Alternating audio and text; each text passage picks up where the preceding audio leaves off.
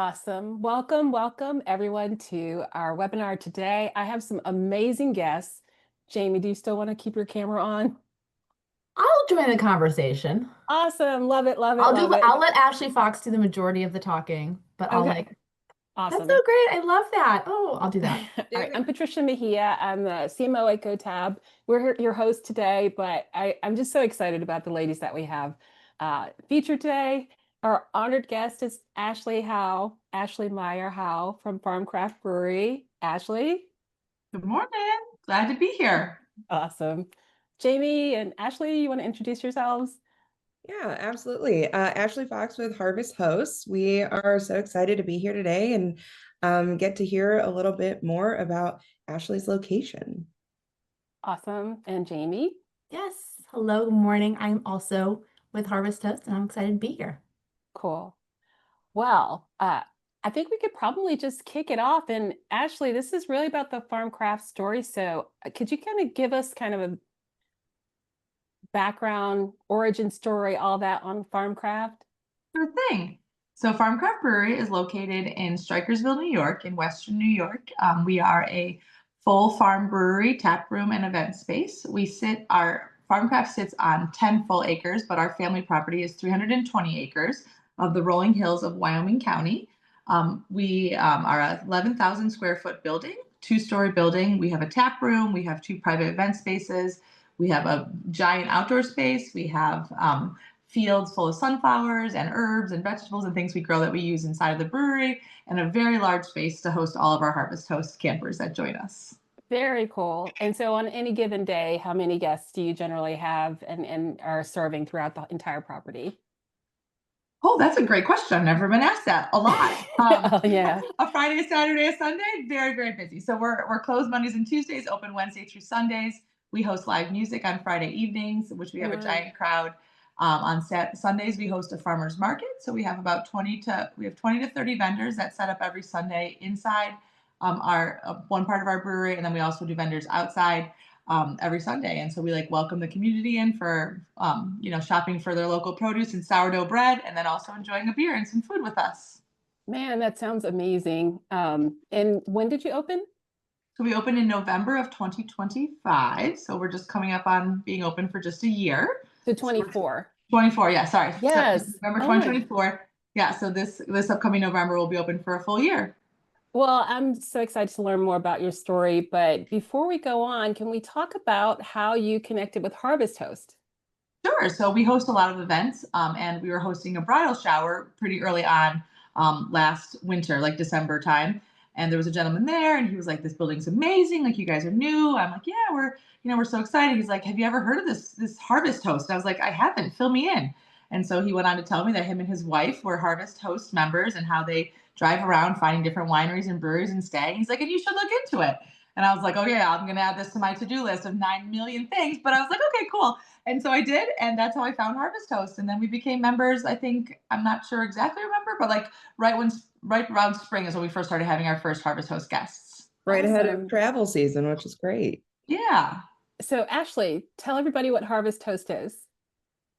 Yeah, so Harvest Host is a unique RV membership program. We partner with super cool locations like Ashley, your location. We also partner with farms, wineries, breweries, distilleries, all across North America. And they allow RVers to stay on their property overnight. Typically, it's just one night. And in exchange for providing a safe place for those RVers, they patronize the business that they're staying overnight with. So, grabbing a super cool, grabbing a beer at a super cool location, getting to connect with locals, which actually sounds like, I mean, your location just seems like a community hub, really. Yeah. Yeah. I'm assuming that that was part of the vision, Ashley, but could you talk more about like what that means for Harvest for FarmCraft, like being a hub in the community? What does that mean? The farmers market sounds amazing, but I can imagine there's other benefits of that. Yeah, so where we are located in a very rural area, but we are on a very high traffic area that services Niagara Falls, Buffalo, New York City, New Jersey, Toronto. So we get a lot of throwaway traffic. right on our stop. So we get a lot of travelers that are coming from all over. We get a lot of Canadian travel. We're only about 30 minutes from the Canadian border, and a lot of local traffic. So we've also found through Harvest Host a lot of local members that live like within 30 minutes of the brewery, but just love to come have a drink, park their RV for the night, and then walk back out after they've had a couple of drinks and spend the night in our parking lot. So it's like a beautiful, and those members are fun. Those Harvest Host members are fun because we feel like we've got to know them this past summer because they've come frequently. And then I love hearing the stories of all of the members that are traveling through, and they're like, oh, we're just on our way to, wherever they're headed or their destinations they've come from, to learn their story too, which is a lot of fun.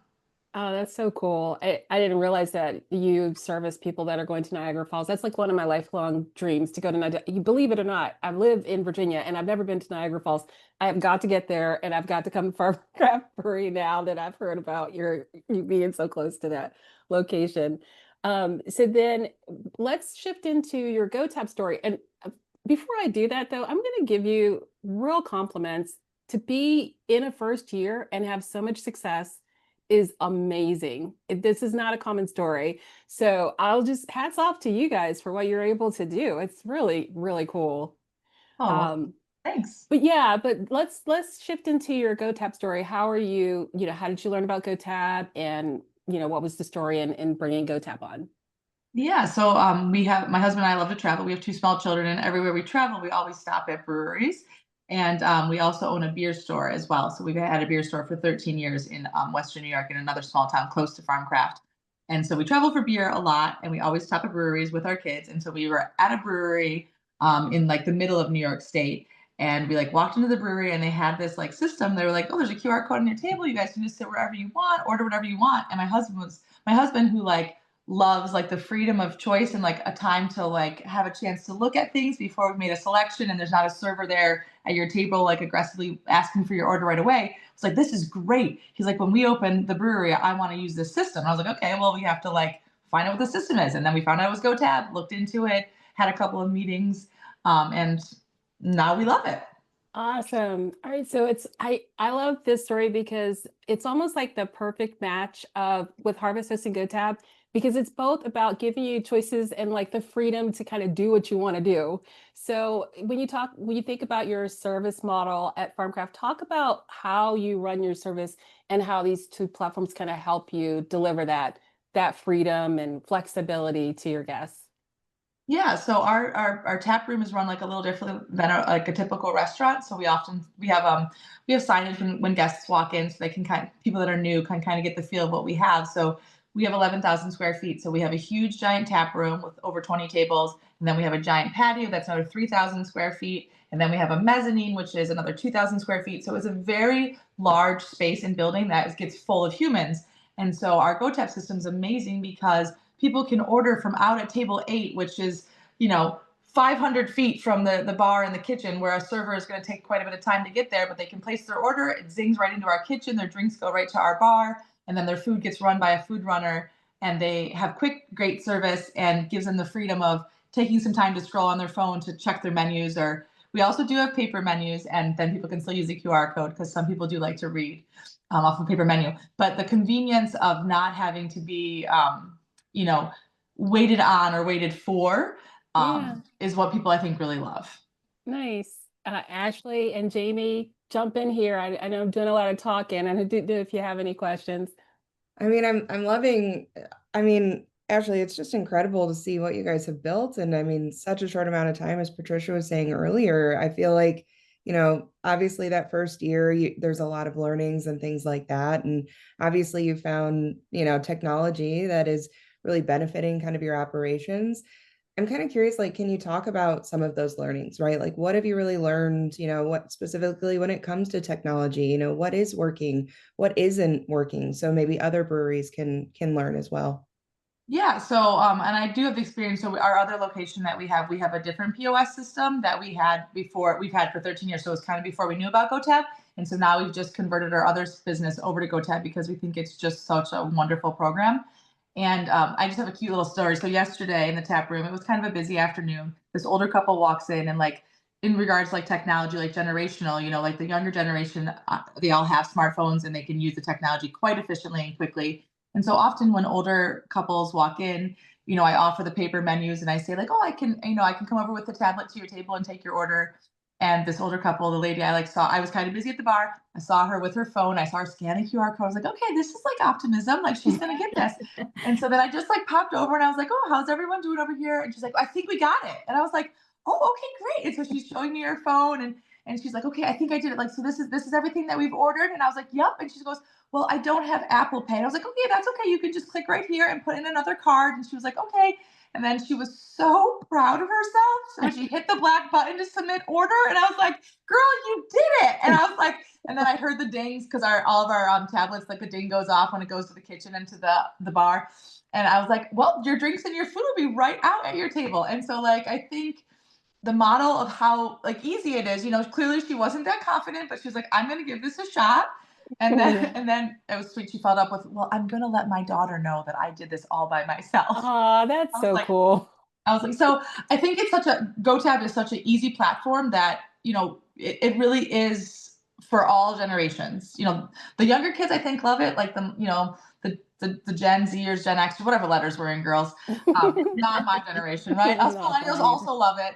But that they love to be on their phone and they love the fact that they can like scroll and see everything. And the way that GoTab is set up, and I love like as having it as the backside of it to be able to take and remove items when we run out of a beer or when we have to 86 a food item on a busy Friday night, how easy it is to remove it from the GoTab system. And then it goes out to everyone. Yeah. So as a business owner, it is so flawless and easy. And we've been running GoTab for 11 months at this point, and I can honestly say we've never had an issue that couldn't be resolved in a very short amount of time. Like the back end of GoTab and the resources are very, very efficient, and and there's always updates. And so I feel like GoTab's constantly working on improving their platform. Not that it needs any improvements, but there's little things that they've twerked and added. And as soon as you open the app, it says like, oh, update, and you can snooze it or dismiss it or read it then. And so it's really been a beautiful platform for us. That's awesome. So let's talk about your guests. I'm going to ask you a question I didn't ask before, so this might come across as kind of a surprise, but it might be easy for you. Talk to us about the most unique Harvest Host guest you've had. Do you have a unique guest story? Oh, there's so many good ones. Okay, can I do a couple? I'll do them short though. Yeah. The one family came from Montreal this summer time, and it was a family of 4. They had 2 little girls. They only spoke French. The dad spoke English, sort of like we could communicate with dad. And they were traveling from Montreal to Seattle, Washington. So like they were dipping down into the States and then cutting across to the West, the top of the United States. And they were just so grateful for everything. And the father, what he did say on their date when they were leaving, he was like, well, when we embarked on this Harvest Host journey, so they were new Harvest Host members. They had just gotten their membership for this trip. And so they had never, and they had also, their RV was new too. So they were new to RVing, new to Harvest Hosting. And they had said to us, like, when we bought our Harvest Host membership, we were just excited that we would find at least one really awesome place on our journey. And he's like, and you're our first stop, and we already found it. And I was like, well, I am sure you are in for many more amazing stops. But so they were just like a really cool like vibe and fun couple. And then I have to ask you, did they order off GoTab? They did order off GoTab. Awesome. Because you can put it in, like they screenshotted our menu and translated it on Google Translator, Amazing. like our paper menu, and then they were able to like match it up and order. And it worked awesome. Thank you. Yeah. I also didn't ask you that question in advance, so I didn't know what you're going to say. I'm glad. Yeah, because I was we were trying to like visually help them, like when there is a language barrier, like help by showing, because they could see the things. But the dad was more fluent than I'm giving him credit for. Like he was, but he wasn't fully bilingual, but he had a good grasp of English as well. And I have very little grasp of French, so I was not as helpful as he was. That's fair. That's fair. All right, so tell me about the next story. Another guy was a guy named John, and John had recently just lost his wife to cancer. So like sad story. So he sold their house because he didn't want to live the memories without her, bought an RV and a pickup truck, and he was just traveling the whole country. But his mission was to visit as many art galleries as he could. So he started like in Maine. And so like we were like the dip down. He was also heading out to the West Coast. And so when he stayed with us for a couple of days, and in Buffalo, there's a bunch of really beautiful art museums, a great pop culture, modern art museum called the Albright Knox Gallery that he visited, and the Birchfield Penny, which is also in Buffalo. And so he was just like a fun, quirky guy, and he stayed for a couple of days. So he'd come in for lunch, and then he would go out to a museum and come back for dinner. And it was just like a cool story. So a sad story, but like Yeah. he was like happy to be living his new part of life without his wife in his RV harvest hosting across the country. Yeah, and it was almost like you guys were family because he had a place to come back to, which is Yeah, really nice when you're traveling. So yeah, awesome. yeah, Awesome. yeah. Ashley, Jamie, any other questions on your end? I think that was a really great story. And I love how he kept coming back for different meals. Have you had a lot of repeat customers from Harvest Host that maybe have swung back on their travels? Um, not so many that are like traveling along, and that I can really. Honestly, Jamie, we've had so many Harvest Host members, and we have so many regular members. It's hard to keep Guests that track. come in, so like keeping track is difficult. But like the ones that are local that have come back, like on Friday nights for live music, and then use their Harvest Host to stay with us. Those ones, those ones we've gotten to know better, like the more like local ones that have repeat Yeah, customer to us. that's great. That's actually just an amazing idea. Like if you just wanted to go out for a night and have like a safe evening, enjoying, drinks, and then you could just go sit in your art. That's awesome. I never even Yeah. thought about that. So the one couple that we have, they have two college students who were like home from May until August. And so they always joked like, we just need a night away. And this is the only way we can get a night away. And I was like, Very well, you I had to just nice. drive come up to Buffalo anytime, myself to Donna. have a night away. Yeah. Very nice. Or use that at Um, our marketing campaigns. You We're can use going to. a date night. Just like a date night. yeah. Just harvest host at your local brewery. All right. So, what advice do you have for? Okay, I have a couple more questions, but I want to go through one of the questions that we talked about. What advice do you have for other breweries that are considering becoming a part of the Harvest Host network? There's no negative drawback. There's really no reason to not become a member. Everyone that we've interacted with has been so pleasant, so polite, so kind. They all want to be a good guest. So they all come in, they bring business to your business that you might not necessarily already have. A lot of people can find you. It's another strategy that you're not, as a brewery, not paying for any sort of marketing to have your name on Harvest Host. And then you get new clientele that then spread the word to other clientele. So there's really, if you have the space, if you have a parking lot, bring them in. Very cool. Now, my last question has to do with how in the world were you able to launch with so much visibility? Like, what was your marketing plan to get so many people to come in so quickly? For Harvest Host or for FarmCraft or For FarmCraft, yeah, yeah. Patricia, it's just luck. It's just luck and location. Okay, location is important. Yeah, location is very important. So really just being family friendly. I taught kindergarten for 17 years of my life. So children and families are really important to me. And I think the brewery model, a lot of breweries just open up and think like, okay, if we serve good beer, people will come, but they won't keep coming back. They'll come one time. You have to draw them back in. So we have a ton of events and music. We do a lot of community events. We're hosting an art show. We have a book club that meets once a month. We have a craft and stitch club that comes out. So I think the more opportunities and things that you have for people to come back and join you and be present, and also customer service is imperative. We are very fortunate to have a beautiful staff that remembers our locals and remembers their stories. People want a place to touch home with. They love when you know their beer. When they come in, you're like, having the Pilsner today, John? Because Yeah, people in 2025 want a community and a space to be connected to.